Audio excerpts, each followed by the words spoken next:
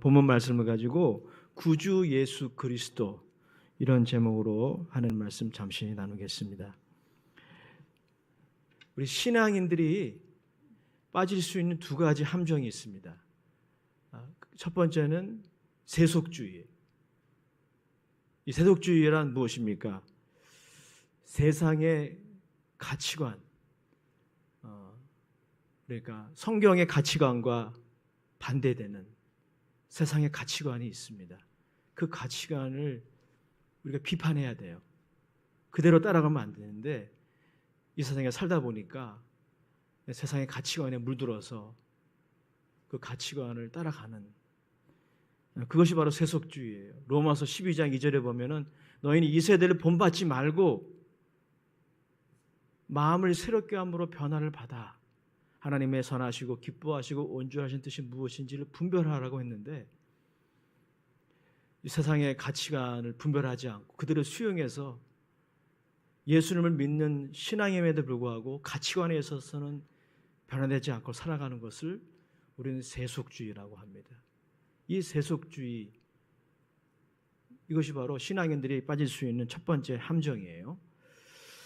근데 이것만이 경계해야 할 대상이 아니라 또 한 가지 함정이 있는데, 그게 뭐냐면 바로 율법주의. 세속주의와 정반대 극단의 모습이죠. 율법주의. 율법주의는 무엇입니까? 이것은 자신도 온전히 지키지 못하는 계명 혹은 율법을 다른 사람에게 적용하고, 그리고 그것을 사람들을 판단하고 정죄하는 도구로 사용하는, 이것이 바로 율법주의의 중요한 정의라 할 수 있겠습니다. 여러분, 이 율법주의의 그 원인이 있어요. 그게 뭐냐면 하나님의 은혜에 대한 무지와 망각, 하나님의 은혜에 대한 무지와 망각, 이것이 율법주의를 낳는 거예요. 예수님을 믿고 구원받아 신앙생활을 하고 있지만 그 하나님의 은혜에 대한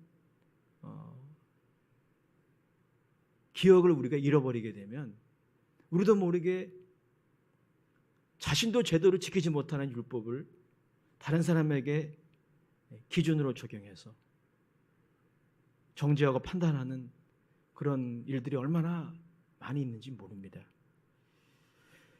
사실 오늘 예배를 참석하는 저와 여러분들에게 세속주의만큼이나 경계해야 할 대상이 바로 이 율법주의입니다. 예수님이 이 땅에 우리를 구원하시기 위해서 오셨을 때 누가 예수님을 거절했습니까? 율법주의자들이 거절한 거예요. 그들은 자기의 의로 아주 똘똘 뭉쳐져 있는 사람이에요. 사실 예수님도 바리새인과 서기관들의 그 어떤 의로움에 대해서, 그 행위 자체에 대해서는 예수님이 비난하지 않으셨어요. 예수님이 그들을 비난하신 이유는 그들의 율법주의를 비난하신 것입니다. 그들은 자신의 의로 너무 똘똘 뭉쳐 있어서 율법의 본질인 하나님의 사랑, 그리고 이웃사랑, 이것을 놓쳐버리고, 그리고 그 율법을 당시 많은 사람들을, 팔레스타인의 많은 사람들을 정죄하고 판단하는 도구로 사용한 것입니다. 예수님은 그들을 아주 준엄하게 책망하셨어요. 오히려 당시의 세리와 죄인들, 이들은 당시 그 1세기 팔레스타인 사회에서는 사람들로 하여금 세속적인 사람이라고 비난받았던 사람들인데, 이들은 오히려 예수님의 복음을 받아들였어요. 예수님을 믿었습니다. 하지만은 바리새인과 서기관들은 예수님을 대체적으로 믿지 않았습니다. 그 원인이 뭡니까? 이 율법주의입니다. 특별히 여러분, 이 율법주의가 가져오는 아주 안 좋은 결과 중에 하나가 있는데요. 그게 뭐냐면은 교회와 세상을 단절시키는. 우리는 세상의 잘못된 가치관을 따라가지 말아야 합니다. 세상의 잘못된 가치관으로부터 우리 스스로를 지켜야 돼요. 단절해야 됩니다. 하지만 세상 사람들로부터 단절돼서는 안 돼요. 그런데 우리 율법주의에 빠지게 되면은 어떤 일이 생기냐면 교회가 사회에서 고립돼요. 교회가 세상의 이웃들과 연결이 되어 있어야 교회가 그들에게 선한 영향력을 줄 수 있지 않겠습니까? 관계를 형성하지 않으면 아무 일도 일어나지 않아요. 그런데 우리가 율법주의에 빠지게 되면 교회가 세상과 담을 쌓게 되는 거예요. 그 담 안에서 우리 교회에서 흔히 좀 사용하는 은어죠. 끼리끼리 짝짝꿍이 되는 거예요. 이건 건강한 교회의 모습이 아닙니다. 교회의 사명은 하나님이 그들에게 주신 선한 영향력을 세상에 흘려보내는 사명이 있어요. 코로나19로 인해 이제 뉴노멀이라고 하잖아요. 코로나19 이전에 할 수 있었던 것들을 하지 못하는 그런 시대가 되었습니다. 하지만 코로나19 이 뉴노멀의 시대에도 이 교회의 본질은 바뀌지 않습니다. 이 교회의 사명은 바뀌지 않아요. 교회는 세상의 이웃들에게, 그 중에는 예수님을 안 믿는 사람도 있고 믿는 사람도 있고 성도도 있고 성도가 아닌 사람도 있겠죠. 사람들에게 선한 영향력을 흘려보내는 이 사명이 있어요. 그 선한 영향력 중에서 가장 선한 영향력이 뭘까요? 구원이에요. 구원. 구원처럼 선한 것이 어디 있겠어요? 교회는 구원의 방주로서의 역할을 감당해야 합니다. 교회는 그래서 예수님을 믿는 특정 사람들의 전유물이 돼서는 안 돼요. 만민이 기도하는 집이어야 합니다. 예수님이 그러셨잖아요. 내 아버지 집은 만민이 기도하는 집이다. 즉 하나님의 택한 백성 이스라엘만이 아니라 이방인들도 아버지 집에 들어와서 기도할 수 있는 그런 공간이 성전이고 그런 공동체가 교회 공동체라고 예수님이 그렇게 말씀을 하셨는데, 이 율법주의가 우리의 눈을 가리게 되면 교회가 세상과 담을 쌓게 돼요. 세상의 가치관과는 담을 쌓아야 되지만 세상 사람들과 담을 쌓아서는 안 되는 것입니다. 오늘 디모데 전후서가 아니라 디도서입니다. 디모데나 디도는 바울의 후배 교육자예요. 바울의 영적인 아들들이었습니다. 제자였어요. 사도 바울은 당시 그레타 섬, 지금도 이탈리아 반도 옆에 그레타 섬이 있잖아요. 그 섬에서 목회를 하고 있었던 디도에게 보낸 편지가 이 디도서예요. 이 디도서에서 바울은 목회자 디도에게, 교인들에게 이 선한 영향력을 이 사회에 흘려보내는 통로로서의 역할을 잘할 것을 권면하고 있는 것입니다. 디도가 그 일을 해야 되는 거예요. 오늘날 저와 같은 목회자가 그 일을 해야 되는 것입니다. 성도들로 하여금 잘 준비를 시켜서 사회에 여러분들이 파송이 되어서 여러분의 직장과 사업장과 가정에, 학교에 파송이 되어서 여러분들이 그 속에서 선한 영향력, 특별히 구원이라는 이 선한 영향력을 흘려보내야 되는 거예요. 목회자의 사명은 그렇게 하도록 성도들을 준비시키는 일이라는 것이 바로 사도 바울의 지론인 것입니다. 사도 바울은 이 권면을 하면서 특별히 그리스도인들이 넘어야 할 이 율법주의라고 하는 이 함정, 이것을 말씀하고 있고, 그리고 이 율법주의를 극복하기 위해서는 무엇이 필요한 겁니까? 우리가 어떻게 구원을 받았는지 기억하라는 거예요. 누구를 통해서 구원받았는지 다시 기억하라는 거예요. 어떻게 보면 여러분이 신앙생활 하면서 너무나 자명한 진리로 아멘 아멘 고백하는 그런 내용이지만 다시 그 기억을 소환해서 우리가 왜 구원받아야 되고 왜 우리가 어떻게 누구를 통해서 구원 받아야 되고 또 받는지에 대해서 다시 기억하라 말씀하고 있습니다. 사도 바울은 그래서 오늘 본문을 통해서 구원론, 제가 좀 아까 말씀드렸던 우리가 왜 구원받아야 되고 어떻게 구원받아야 되고 그리고 누구를 통해서 구원받는지가 그걸 구원론이라고 그래요. 그 구원론을 아주 함축적으로 잘 요약해 놓고 있습니다. 그것이 본문 말씀이에요. 이 세 가지를 우리 함께 나누기 원합니다. 먼저 여러분, 인간은 왜 구원받아야 할까요? 인간이 구원받아야 될 필요가 있을까요? 스스로를 구원할 수 없는 것인가요? 이 질문에 대한 답을 바울은 3절을 통해서 하고 있습니다. 우리 3절 말씀 같이 보겠습니다. 시작. 우리도 전에는 어리석은 자요 순종하지 아니한 자요 속은 자요 여러 가지 정욕과 행락의 종로로 찬 자요 악독과 투기를 일삼은 자요 가증스러운 자요 피차 미워한 자였으나. 여러분, 우리 인간이 왜 구원받아야 할까요? 오늘 3절에 보니까 세 가지로 그 이유를 요약하고 있어요. 첫 번째 이유는 뭐냐면 인간이 타락했기 때문에. 타락이라는 게 뭐냐면 원래 상태에서 떨어지다는 그런 뜻이죠.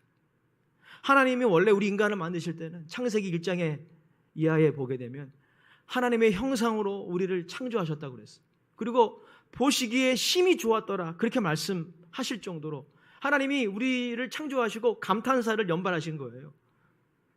그게 바로 인간입니다. 그래서 인간이 만물의 영장이고 인간이 그래서 귀한 것입니다. 그런데 인간이 범죄했어요. 그래서 인간에게 초래하게 된 것이 바로 타락이에요. 하나님이 그들에게 부여하신 그 하나님의 형상이 훼손되기 시작한 거예요. 오늘 3장 3절 앞부분에 보게 되면 이렇게 말씀하고 있어요. 우리도 전에는 어리석은 자요 순종하지 아니한 자요. 전에는이란 이 말은 즉 우리가 구원받기 이전의 상태를 말하는 것이죠. 구원받기 이전에 인간의 보편적인 상태, 인간이 참 살아가는 게 다양하지만 인간의 보편적인 상태가 뭐냐면 지적으로나 감정적으로나 의지적으로나 타락한 상태라는 거예요. 이것을 교리적으로 전적 타락이라고 합니다. 부분적인 타락이 아니라 인간의 죄를 범함으로 말미암아 전적으로 타락했어요. 그래서 인간의 지성, 인간의 감성, 의지, 그 인간의 지성과 감성과 의지에 하나님의 형상이 이렇게 새겨져 있었는데 그게 훼손된 것입니다. 뿐만 아니라 이 타락으로 말미암아 인간이 어떤 상태에 떨어지게 되었습니까? 오늘 본문 중반부에 보게 되면 이렇게 말씀하고 있어요. 속은 자요 여러 가지 정욕과 행락의 종노릇한 자요. 종노릇. 인간이 타락함으로 말미암아 아무 일도 일어나지 않은 것이 아니고 종노릇하는 존재가 된 겁니다. 어디에 종노릇하는 것입니까? 악한 힘에. 이게 보니까 정욕과 행락에, 쾌락에, 잘못된 쾌락에 종노릇하는 인생이 됐다는 것입니다. 즉 종노릇하고 있기 때문에 스스로의 능력으로는 그 굴레에서 벗어날 수 없는 그런 무능력한 존재가 됐다는 것입니다. 인간이 처한 이 공경으로부터 스스로 나올 수 없는 존재가 된 것입니다. 제가 지난번에 한번 비유를 들어서 설명해 드렸죠. 이러한 인간의 실존을 무엇에 비유할 수 있냐면요. 중동에 가면 지하수를 파기 위해서 우물을 파잖아요. 우리나라도 지하수를 얻기 위해서 관정을 이렇게 뚫고 하지 않습니까? 팔레스타인 지역에는 물이 귀하기 때문에 우물을 팠었어요, 옛날에는. 근데 그 물에서 물이 나오지 않으면 그 우물을 메꿉니다. 더 이상 쓰지 못하는 거죠. 근데 가끔 사람이나 짐승이 그 구덩이에 빠져요. 근데 그 구덩이에 빠지면 스스로의 힘으로는 도저히 나올 수 없어요. 마치 그것과 흡사한 것입니다. 인간이 타락함으로 말미암아 이런 공경에 빠졌는데 자신의 능력으로는 그 공경에서 나올 수 없는 거예요. 왜? 종이기 때문에. 죄와 마귀의 그 권세의 종노릇하기 때문에 누군가가 그 종노릇하는 것으로부터 그를 구출해 주지 않으면 인간은 그 공경에서 나올 수가 없는 거예요. 이것이 여러분 우리가 예수 믿기 이전에 우리의 실존이었어요. 로마서 5장 12절에 보면 이렇게 말씀하고 있어요. 제가 읽어드리겠습니다. 로마서 5장 12절. 그러므로 한 사람으로 말미암아 죄가 세상에 들어오고 죄로 말미암아 사망이 들어왔나니 이와 같이 모든 사람이 죄를 지었으므로 사망이 모든 사람에게 이르렀느니라. 모든 사람이 죄를 지었으므로 모든 사람에게 사망이 이르렀다는 것입니다. 죽은 사람은 죽은 사람을 구원해 주지 못합니다. 죽은 사람은 아무 일도 할 수가 없어요. 자신을 위해서 아무것도 할 수 없어요. 누군가가 그를 도와줘야 돼요. 여러분 이것이 인간의 실존인 것입니다. 또 세 번째로 인간이 구원받아야 될 세 번째 이유는 뭐냐면요. 오늘 이 하반절에 보면 이렇게 말씀하고 있어요. 악독과 투기를 일삼은 자요 가증스러운 자요 피차 미워한 자였어 라고 말씀하고 있습니다. 여러분 인간이 왜 구원받아야 됩니까? 하나님의 은혜와 호의를 받기에 자격을 상실해버린 모습들, 그것이 바로 인간의 실존이라는 것입니다. 타락으로 도덕적인 무능력으로 끝나는 것이 아니라 그것은 도덕적인 부패로 이어진다는 것입니다. 그래서 여러분 악독과 투기, 가증스러움, 그리고 피차 미워함, 이것들이 다 무엇입니까? 하나님의 진노의 심판의 대상인 것이죠. 근데 여러분 도덕적인 타락이 이런 도덕적인 부패를 가져온다는 것입니다. 영국의 유명한 학자 토마스 모어는 이 인간의 이러한 실존에 대해서 만인에 대한 투쟁이라고 이렇게 묘사했어요. 즉 하나님이 우리에게 주시는 일반 은총, 예를 들어서 법이나 사회 계약 같은 것이 없었다면 여러분 인간의 공동체는 마치 밀림처럼 변했을 것이다. 밀림은 어떤 곳입니까? 강한 자가 약한 자를 늑탈해야만 살아남는 적자 생존, 치열한 경쟁, 이게 여러분 밀림의 특징 아닙니까? 만인에 대한 투쟁. 그래서 여러분 정상적인 인간관계가 형성될 수가 없는 거예요. 이게 바로 여러분 도덕적인 부패의 모습이고 이게 바로 악이라고 이렇게 말씀하고 있습니다. 여러분 이것이 바로 인간의 보편적인 모습이에요. 누군가가 인간을 구원해 주지 않으면 인간 스스로 이 공경에서 나올 수가 없는 겁니다. 이렇게 무능력하고 무가치하게 되고 그리고 하나님 앞에 자격을 상실한 이 모습이 바로 인간의 모습이라는 것입니다. 이것이 바로 우리가 구원받기 이전에 우리의 삶의 모습이었다라고 하는 것입니다. 바울은 이 말씀을 통해서 구원받아야 될 이유에 대해서 우리들에게 말씀을 하신 것이죠. 두 번째, 그러면 우리가 어떻게 구원을 받을 수 있을까요? 그 부분에 대해서도 본문 우리에게 말씀하고 있습니다. 우리 4절, 5절 같이 읽어보도록 하겠습니다.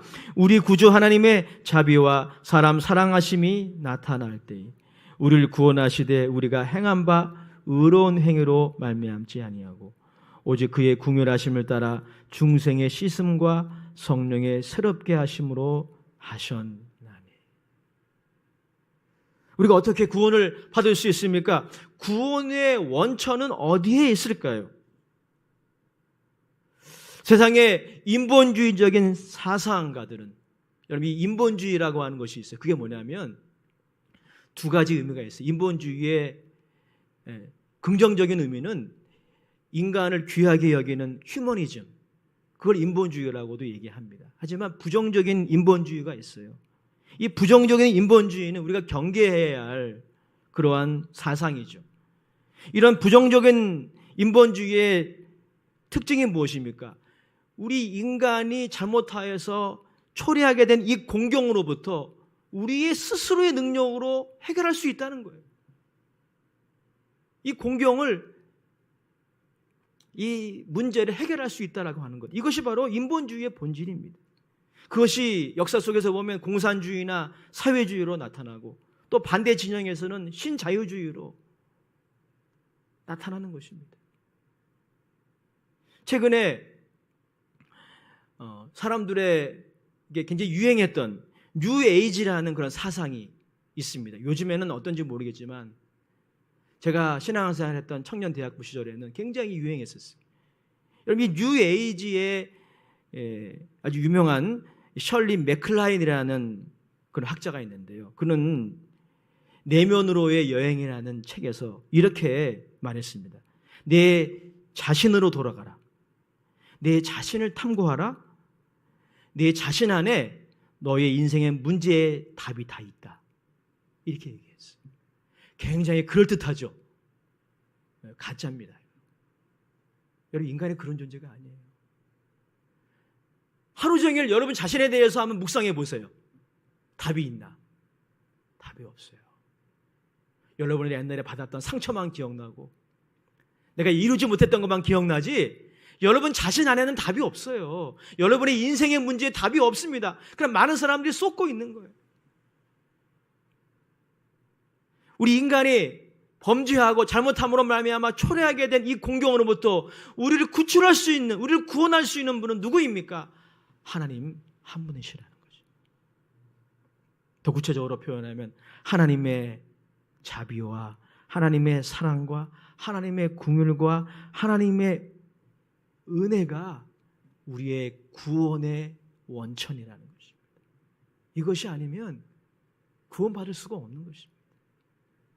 디도서 2장 11절에도 이렇게 말씀하고 있어요. 디도서 2장 11절 우리 같이 읽어볼까요? 시작. 모든 사람에게 구원을 주시는 하나님의 은혜가 나타나. 모든 사람에게 구원이라는 이 사건을 주시는 분은 누구입니까? 우리 자신이 아니에요. 하나님이십니다.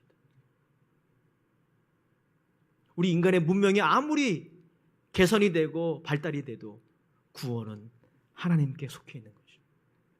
우리를 죄와 사망과 마귀의 권세에서 종노릇하던 그 신분에서 자유하게 하는 그 능력은 오직 하나님의 자비와 사랑과 긍휼과 은혜에 있는 것입니다. 하나님 앞에서 무가치하게 되고 하나님 앞에서 철저하게 무능력하게 되고 그리고 자격을 상실한 우리를 향한 하나님의 사랑과 자비와 긍휼과 은혜가 바로 구원의 원천이라는 것입니다. 이것을 깨달을 때 어떨까요? 우리가 하나님 앞에 겸손해지겠죠. 율법주의 그걸 넘어서게 되는 것입니다. 마지막 세 번째로 우리는 누구를 통해서 구원을 받습니까? 그 부분도 오늘 본문 우리에게 분명하게 제시하고 있습니다. 6절, 7절 말씀입니다. 우리 같이 읽겠습니다. 시작. 우리 구주 예수 그리스도로 말미암아 우리에게 성령을 풍성히 부어주사 우리로 그의 은혜를 힘입어 의롭다 하심으로도 영생의 소망을 따라 상속자가 되게 하려 하심이라. 할렐루야. 우리가 누구를 통해서 구원을 얻습니까? 오늘 6절에 보니까 구주 예수 그리스도, 그분을 통해서 구원을 얻는 것입니다. 하나님이 우리를 사랑하시고 하나님이 우리를 긍휼히 여기시는 그것 자체만으로 우리는 구원받을 수 없어요. 하나님이 우리를 구원하시는 행위를 하셔야 돼요. 근데 하나님이 우리를 구원하시는 행위를 우리 인간의 역사 속에서 하신 거예요. 그것이 무엇입니까? 자신의 아들 예수 그리스도를 우리에게 보내신 것입니다. 우리를 향한 자격 없는 무능력한 타락한 도덕적으로 악한 우리들을 향한 하나님의 사랑과 자비와 긍휼과 은혜가 나타난 것입니다. 4절 말씀, 3장 4절 말씀 다시 한번 읽어보겠습니다. 시작. 우리 구주 하나님의 자비와 사람 사랑하심이 나타날 때, 이것이 나타났어요. 그냥 하나님의 마음속에서 머문 것이 아니라 저와 여러분들을 향한 하나님의 사랑과 공의와 자비하심이 역사 속에서 나타났어요. 그분이 아들을 이 땅에 보내셨어요. 아들이 아버지의 계획에 순종하셔서 이 땅에 오셨어요. 그리고 자신의 목숨을 우리의 죄를 위한 대속 제물로 희생하셨어요. 십자가의 죽으심으로 말이죠. 사랑하는 여러분, 이러한 구주 예수 그리스도의 희생과 헌신이 아니었다면 저와 여러분들은 결코 구원받지 못합니다. 중생의 씻음과 성령의 새롭게 하심, 그리고 우리가 의롭게 되는 것, 이걸 중생의 은혜라고 하고 성화의 은혜라고 하고 또 칭의의 은혜라고 교리적으로 그렇게 정의를 하죠. 이것이 다 구원이라는 이 실체의 다른 정의들이에요. 이 시간 하나하나 다 나눌 수는 없어요. 한 가지 분명한 것은 이런 중생의 은혜, 또 성화의 은혜, 그리고 하나님 앞에서 우리가 의롭다함을 받는 이 은혜, 이 칭의 은혜, 구주 예수 그리스도로 말미암아 우리에게 주신 겁니다. 6절의 말씀 다시 한번 그런 의미에서 우리 크게 읽어보겠습니다. 시작. 우리 구주 예수 그리스도로 말미암아 우리에게 그 성령을 풍성히 부어주소. 그래서 여러분, 초대교회는 예수 그리스도를 구주라고 부른 거예요. 세이비르, 헬라어로는 소테르라고 부른 거죠. 사실 당시에 유대인들은 유일신 사상을 가지고 있었어요. 그래서 이 구주라는 단어를 오직 여호와 하나님에게만 붙였습니다. 그런데 바울을 포함한 예수님을 믿었던 유대인들은 그 구주라는 칭호를 예수 그리스도에게도 붙인 거예요. 왜냐하면 그들은 예수님의 대속의 사역, 십자가에서 피를 흘리시고 우리를 위하여 죽으시고 부활하신 그 대속의 사역이 아니었다면 이 중생의 씻음과 성령의 새롭게 하심, 그리고 의롭게 되는 것이 불가능하다는 것을 깨달았던 거예요. 그렇습니다. 구주 예수 그리스도가 아니면 우린 구원받을 수 없었고, 구원받은 이후에도 믿음 생활을 제대로 할 수 없었을 것입니다. 로마서 3장 23절 이하에 이렇게 말씀하고 있어요. 제가 읽어드리겠습니다. 모든 사람이 죄를 범하였음에 하나님의 영광에 이르지 못하더니 그리스도 예수 안에 있는 속량으로 말미암아 하나님의 은혜로 값없이 의롭다 하심을 얻은 자 되었느니라. 25절도 읽겠습니다. 이 예수를 하나님이 그의 피로써 믿음으로 말미암은 화목제물로 세우셨으니 이는 하나님께서 길이 참으시는 중에 전에 지은 죄를 관가하심으로 자기의 의로우심을 나타내려 하심이라. 할렐루야. 이 구주 예수 그리스도 때문에 우리가 구원받은 거예요. 그분의 덕으로 구원받은 것이고, 구원받은 이후에도 우리가 예수님을 닮아가는 신앙생활을 할 수가 있는 것입니다. 간혹 성도님들 중에서 이 구원의 은혜에 대해서 오해하셔가지고 난 이미 구원받았으니까 이제 구원의 은혜 필요 없잖아, 하나님의 은혜 필요 없잖아, 이렇게 오해하시는 분들이 계셔요. 이 오해가 극단으로 치우치게 되면은 그게 구원파와 같은 이단이 되는 것입니다. 개신교 이단 중에 구원파라는 이단이 있어요. 몇 년 전에 있었던 그 세월호 사건의 그 손주 회사가 그 구원파 계열 회사 아닙니까? 요즘에도 그 박옥수 씨가 구원파 계열의 목사예요. 따라가면 안 됩니다. 여러분, 구원파의 주된 교리가 뭐예요? 우리는 한번 회개하면 됐지, 한번 구원받으면 그걸로 끝이지, 뭐 또 매일 회개하고 또 하나님의 구원의 은혜를 받아야 되는가, 그렇게 말합니다. 굉장히 그럴듯하죠. 사랑하는 여러분, 꼭 여러분 명심하셔야 될 게 있어요. 여러분들이 이 하나님의 은혜로 구원을 받았지만 우린 매일매일 그 하나님의 은혜가 필요합니다. 왜? 우린 매일매일 죄를 짓잖아요. 우리는 지금 예수님을 닮아가고 있는 과정에 있는 거예요. 우리의 구원의 완성은 아직 오지 않았어요. 우리의 몸의 부활과 구속은 아직 오지 않았어요. 그래서 우리 매일매일 죄와 싸워야 하고, 매일매일 우리 죄를 고백해야 되고, 우리 매일매일 우리 안에서 무기력함을 발견합니다. 사도 바울도 그랬잖아요.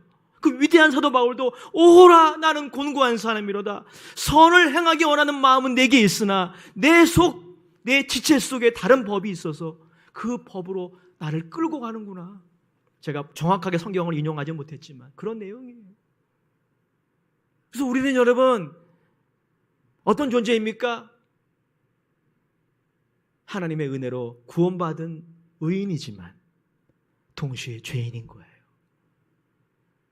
이걸 우리가 제대로 이해하지 못하고 이걸 우리가 잊어버리게 되면 율법주의에 빠지는 거예요. 우리 한국 속담에 그런 말이 있잖아요. 개구리가 뭐라고요? 어떤 시절을 모른다고요? 올챙이 시절을 잊어버린다고. 성경적인 그런 속담이라고 저는 생각해요. 구원받았다면 우리가 어떻게 구원을 받았는지, 그리고 지금 우리가 어떻게 신앙생활을 하고 있는지 이거를 잊어버리면 안 돼요. 우린 여전히 하나님 앞에서 하나님의 은혜가 아니면, 조건을 다는 거예요 제가. 하나님의 은혜가 아니면 무능력하고요. 하나님의 은혜가 아니면 그야말로 영어로 nobody. 영어로 nobody라는 단어는 뭐냐면 아무것도 아니에요. 하나님의 은혜가 아니면요. 이걸 우리가 잊어버리게 되면 우리가 교만해지는 거예요. 율법주의에 빠지는 거예요. 자기 의를 똘똘 뭉치게 되는 거예요. 그래서 자기도 제대로 지키지 못하는 율법을 다른 사람에게 적용해서 정죄하고 비난하고 비방하고, 그렇게 되면 교회가 세상으로부터 고립되고 선한 영향력을 세상에 흘려보내야 되는데 이게 단절되는 것입니다. 사도 바울은 그래서 오늘 우리가 왜 구원을 받아야 하는지, 어떻게 구원을 받는지, 누구를 통해서 구원받는지 다시 환기시켜주고 있는 거예요. 사랑하는 여러분, 우리가 누구를 통해 구원받은 것입니까? 구주 예수 그리스도 때문에 구원받은 겁니다. 그분의 덕에 힘입어서, 그분의 은혜로, 전적으로 그분의 은혜로, 그분을 믿음으로 구원을 받았습니다.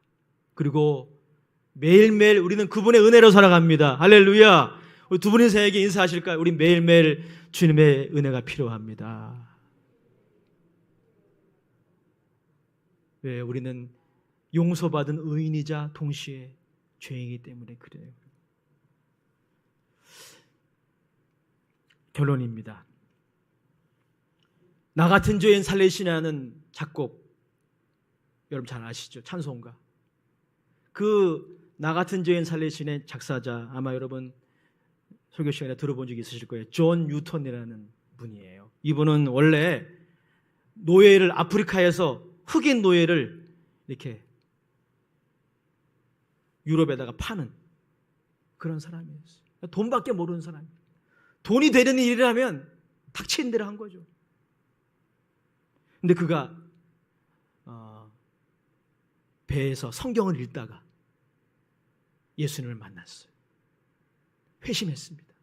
그러고 나서 그 하나님의 은혜가 너무 감사해서 존 뉴턴이 신학을 공부하기로 결정하고 목회자가 되었습니다. 기록에 의하면 이 존 뉴턴은 자신이 노예로 이렇게 매매했던 그 흑인들에 대한 죄책감 때문에, 물론 용서받았지만 죄책감 때문에 평생을 신발을 신지 않고 그렇게 다녔다고 합니다.